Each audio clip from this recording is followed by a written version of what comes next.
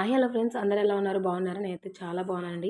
మీరందరూ కూడా బాగున్నారని అనుకుంటున్నాను. ఈరోజు వీడియో అయితే మనము సాధారణంగా పూజ చేసేటప్పుడు ఏ పూజకు ఏ పువ్వులు వాడాలి, అలాగే ఏ దేవుళ్ళకి ఏ పూలు వాడాలి, ఏ పూలు పెట్టకూడదు పూజకి, ఏ పూలు ఉపయోగపడవు అని చెప్పేసి ఈ వీడియోలో అయితే షేర్ చేస్తానండి. ఎక్కడ స్కిప్ చేయకుండా అయితే చూడండి. స్కిప్ చేశారంటే మంచి మంచి విషయాలు అయితే తెలుసుకోలేదన్నమాట. స్కిప్ చేయకుండా చూసారంటే ప్రతి ఒక్కటి కూడా మీకు బాగా అర్థమవుతుంది. కాబట్టి మనము పూజకు కొన్ని పనికిరానివి ఉంటాయి, కొన్ని పనికొచ్చే పూలు ఉంటాయండి. కాబట్టి దేవుడికి ఏ పూలతో పూజ చేయకూడదు, అలానే ఏ పూలతో పూజ చేస్తే మంచి జరుగుతుంది అనే విషయాలు ఈ వీడియోలో అయితే చెప్తాను. బంతి పువ్వులండి, బంతి పువ్వులు పూజకు పనికిరావని పండితులు అయితే చెప్తున్నారు. కాబట్టి పూజ చేసేటప్పుడు బంతి పువ్వులను మాత్రం దేవునికి అస్సలు సమర్పించకూడదు. ఎందుకు అంటారేమో, బంతి పువ్వులకి ఎక్కువగా క్రిమికీటకాలను ఆకర్షిస్తాయండి ఆ బంతి పువ్వులు.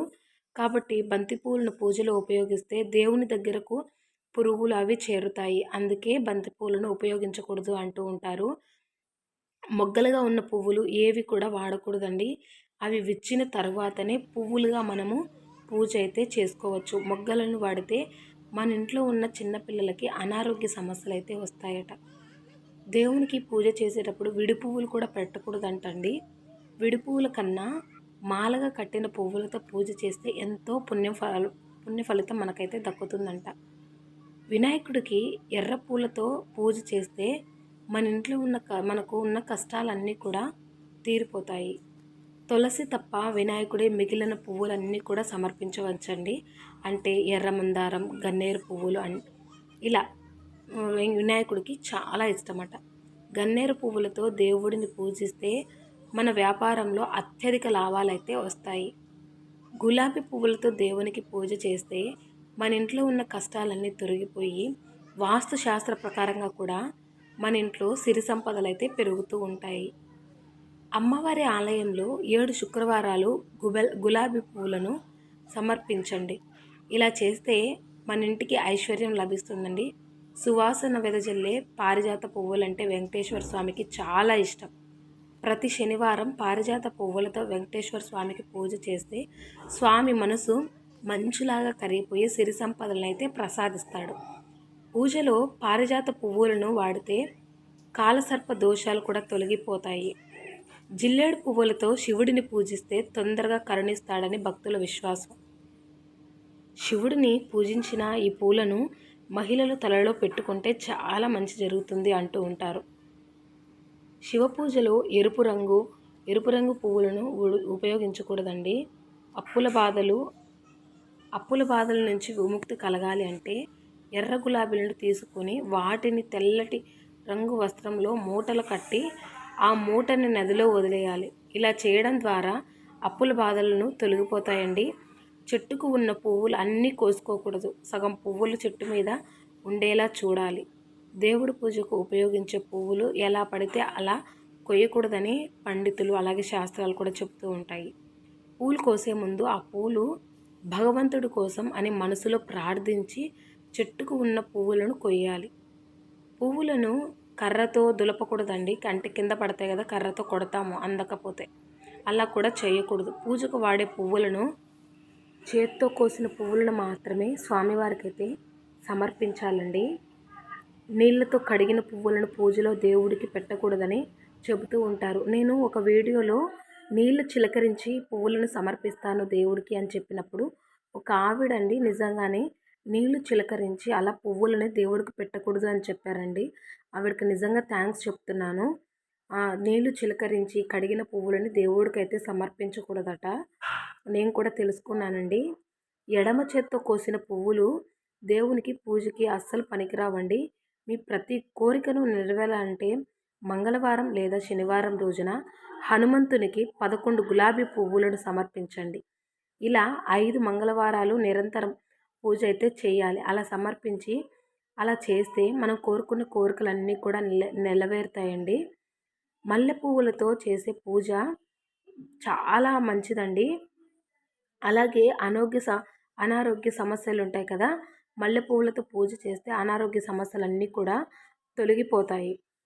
ప్రతి శనివారం హనుమంతుడికి మల్లెపూలు సమర్పించి పూజ చేస్తే మన జీవితంలో ఉన్న కష్టాలు అన్నీ కూడా తొలగిపోయి సుఖశాంతులతో అయితే వర్ధిల్లుతారనమాట. పూజలో వాడే పువ్వులను చాలా పవిత్రంగా ఉండేలాగా చూసుకోవాలండి. కింద పడిన పువ్వులను అస్సలు వాడకూడదు. చెట్టు నుండి స్వయంగా కోసిన పువ్వులను మాత్రమే దేవుడి పూజ కోసం వాడుకోవాలి. సన్నజాజులతో దేవుడిని పూజిస్తే వివాహ యోగం కలుగుతుంది. వివాహం లేని వారికి వివాహం అయితే కలుగుతుందన్నమాట. శంకు పుష్పంతో దేవతలను పూజిస్తే కోరిన కోరికలు నెరవేరుతాయండి. నందివర్ధన పువ్వులతో శివునికి పూజ చేస్తే జీవితంలో శాంతి ప్రశాంతత లభిస్తుందన్నమాట. అమ్మవారి పూజకు జిల్లేడు పువ్వులను మరియు పారిజాత పువ్వులను వాడకూడదు. అయితే కొందరు ఆర్థిక పరిస్థితుల వల్ల స్వామివారికి పువ్వులు కొనాలంటే ఎంతో కష్టంగా మారుతుంది. కాబట్టి చాలామంది కూడా పక్కింటి వారి చెట్టు ఉన్న పువ్వులను కోసుకొని వచ్చి పూజిస్తూ ఉంటారు. అస్సలు ఇలా పూజ చేయడం మంచిదేనా? ఇలా చేయడం వల్ల ఏమన్నా దోషాలు కలుగుతాయా అనే సందేహం చాలామందికి కూడా ఉంటుందన్నమాట.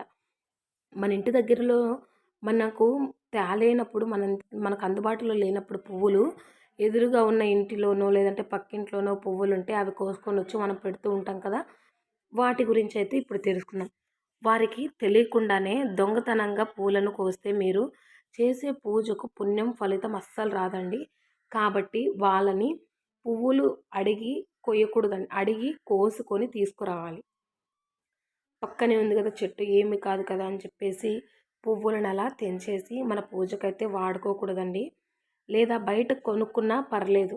ఐశ్వర్యానికి అధిదేవత అయిన లక్ష్మీదేవిని కమలాలతో పూజిస్తే అష్టైశ్వర్యాలు చేకూరుతాయి. దేవుని పూజలో పెట్టిన పువ్వులు ఎండిపోకముందే దేవుడి పటాల నుంచి తీసేయాలి. దేవునికి పూజలో తీసిన పువ్వులను నదిలో వేయాలి, లేదా మన ఇంట్లో ఉన్న పూల కుండీలలో అయినా వేయొచ్చండి. వాసన లేని పువ్వులను, అదేవిధంగా ఘాటైన వాసన ఉన్న పువ్వులను దేవుడికి అస్సలు సమర్పించకూడదు. ముళ్ళు కలిగిన పువ్వులు, అలాగే రెక్కలు తెగిన పువ్వులు, ఇవన్నీ కూడా పూజకైతే అస్సలు పనికిరావండి.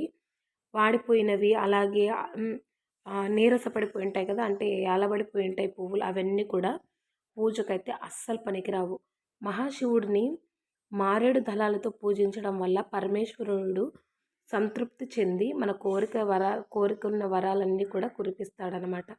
చూసారు కదా, ఇవన్నీ కూడా విషయాలు చాలామందికి తెలియకుండా ఉంటాయండి. ఏ పూలు వాడాలి, ఏ పూలు వాడకూడదని చాలా సందేహాలు అయితే ఉంటాయి.